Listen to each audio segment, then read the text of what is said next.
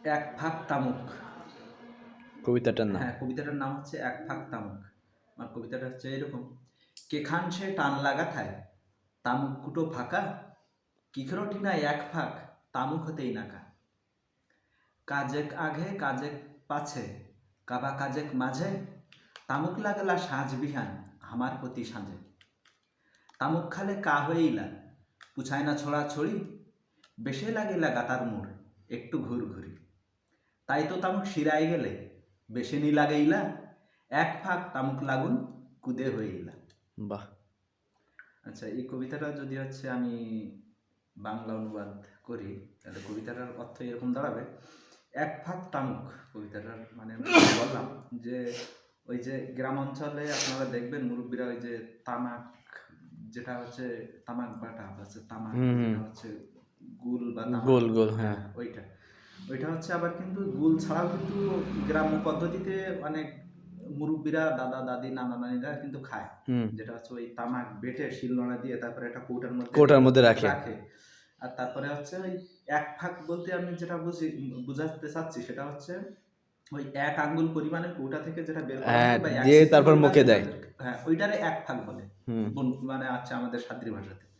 হ্যাঁ, তাই এখানে এরকম যে হচ্ছে কখন থেকে হচ্ছে তামুক খাওয়ার খুব বেশি টান লেগেছে এক মুরব্বি হচ্ছে এক দাদির, কিন্তু পাচ্ছে না নাকি? কিন্তু পাচ্ছে না আর কি। হ্যাঁ, আর একজনের বাড়ি চলে যায় কিন্তু হ্যাঁ তামাক খাওয়ার থেকে, হ্যাঁ হ্যাঁ, যে তোমার কুটোটা দাও। দাও, হ্যাঁ আমি একটু তামাক বের করে খাই। হ্যাঁ, হ্যাঁ।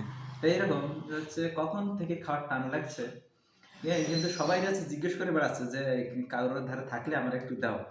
হ্যাঁ, তারপরে ও হচ্ছে এরে ওরে শুনতেছে, শোনার পরে এখন হচ্ছে আবার বলতেছে, একজন হচ্ছে ছোট ছেলে তারে যে জিজ্ঞেস করতেছে, দাদি বা হচ্ছে দাদু হচ্ছে আপনি যে এইগুলো খান, এইগুলো খাইলে কি হয় আর কি।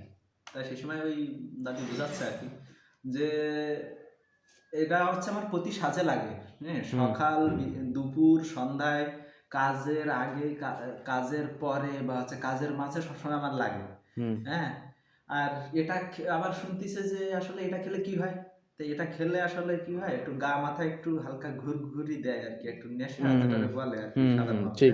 হ্যাঁ, একটু মানে ভালো লাগা কাজ করে, এনার্জি নিয়ে আসে। হ্যাঁ হ্যাঁ, একটা এনার্জি নিয়ে আসে। হ্যাঁ, তাই ওই বলতিছে ওই দাদি যে হচ্ছে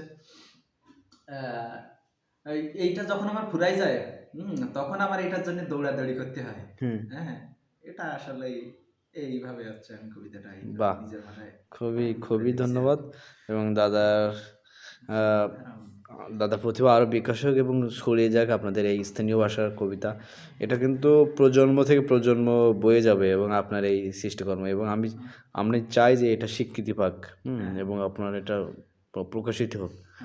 ভাইকে অনেক ধন্যবাদ, কৃতজ্ঞতা প্রকাশ করছি। আসলেই আমার লেখা হয় কিন্তু অনেকেই জানে না, আমার প্রচার প্রচারণাটা অবশ্যই একটু কম, এর জন্য অনেকে জানে না। তবে যাই হোক ভাই, আমরা চাই যে সামনের বইমেলা আপনার বই আমরা পড়বো আর কি। আমাদের এই যে একদম আপনি জানেন না হয়তো আপনি কি কি সৃষ্টি করতেছেন প্রতিনিয়ত, এটা যারা অনেক দূরে বসে আছে আমরা বুঝি যে একদম আপনি রুট লেভেলের সাধারণ মানুষের কথা আপনার কবিতার মধ্যে ফুটে তুলছেন। একদম সাধারণ মানুষের জীবনযাত্রা, তাদের প্রয়োজন, নিত্য প্রয়োজন, এটাকে আপনি নিজে ফিল করে তুলে ধরছেন। এটা নিঃসন্দেহ আপনি অনেক সাহিত্যের যে শাখায় গেছেন অনেক গভীরে চলে গেছেন। তো এটা নিয়ে আপনার হয়তো, আপনি না থাকলেও এটা নিয়ে আপনার কবিতাগুলো নিয়ে কাজ হবে, অনেকে আওড়াবে। তো অনেক ধন্যবাদ, আপনার মঙ্গল কামনা করি। ভাইকে অনেক ধন্যবাদ। আর অবশ্যই দোয়া আশীর্বাদ রাখবেন যাতে ভালো অবশ্যই। কিছু করতে পারি।